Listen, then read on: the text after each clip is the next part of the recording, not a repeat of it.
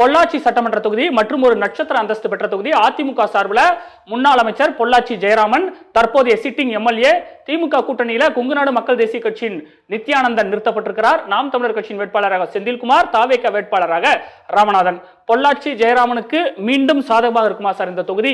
தந்தி டிவியின் கருத்து கணிப்பு முடிவுகள் ஆம் அதிமுகவுக்கு சாதகமாக இருக்கும் என்று 39 முதல் 45% பேர் சொல்லியிருக்கிறாங்க. திமுக கூட்டணியின் கோமா தேக வேட்பாளருக்கு 34 முதல் 40% பேர், மாலைமலர் முடிவுகளின்படி 70% பேர் அதிமுகவுக்கு சொல்லியிருக்கிறாங்க, 18% பேர் திமுகவுக்கு சொல்லியிருக்கிறாங்க. எப்படி பார்த்தாலுமே பொள்ளாச்சி ஜெயராமன் அவருடைய செல்வாக்குமிக்க தொகுதிகளில் இது இருக்கு. கடந்த காலங்களிலும் இந்த முறையும் பொள்ளாச்சி ஜெயராமனுக்கே வெற்றி வாய்ப்பு அதிகமா இருக்குமா சார்? ஆமாம், இது அதிமுகவினுடைய கோட்டை. 1977 நடந்த 11 தேர்தலில் 10 தேர்தலில் அதிமுக இங்கே ஜெயிச்சிருக்கு. பொள்ளாச்சி ஜெயராமன் அவர்கள் அதுவும் இல்லாமல் தொடர்ந்து 2001 திமுக இந்த தொகுதியை ஜெயிச்சது வெறும் 1996 அவங்க ஜெயலலிதா அம்மையாருடைய முதல் ஆட்சிக்கு அப்புறம் அந்த ஆன்டி இன்கம்பன்சியில் அவங்க ஒரு தடவை ஜெயிச்சாங்க, அவ்வளோதான்.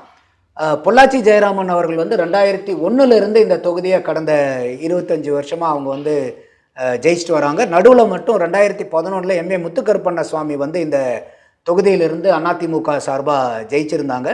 ஸோ இந்த தொகுதி அதிமுகவுக்கு தான் சாதகம். அதுவும் இல்லாமல் போன தடவை திமுகவை எதிர்த்தே அவங்க ஜெயிச்சிருக்கும் போது இப்போ கொங்கு மக்கள் தேசிய கட்சி அந்த அளவுக்கு பெரிய கட்நட்டராக இருக்க மாட்டாங்க. மேபி அந்த இடத்துல ஒரு அந்த சமூக மக்கள் வாக்கு இருந்தாலும் இப்போ எல்லாருமே ஒவ்வொரு தொகுதியிலையும் அந்த சமூக ஆட்கள் தானே எல்லா கட்சியும் நிறுத்துது. அதனால் அவங்களுக்கு வெற்றி பெற அளவுக்கு அந்த இடத்துல செல்வாக்கு இருக்காது. ஏன்னா போன தடவை திமுக நின்னதை அவங்க கொங்கு மக்கள் தேசிய கட்சிக்கு கொடுத்துருக்காங்க. ஸோ இந்த சீட்டு பார்த்தீங்கன்னா பொள்ளாச்சிக்கு பெரிய வாய்ப்பு அதிமுகவுக்கு தான்.